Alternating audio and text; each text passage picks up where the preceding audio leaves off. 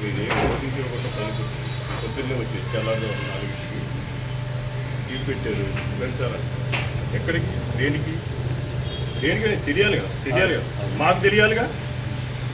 మాకు తెలియాలి కదా మీరు దేనికి వచ్చారు దేనికి తీసుకెళ్తున్నారు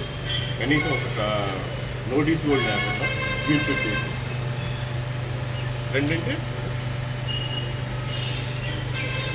ఎంత దూరం మాట్లాడవా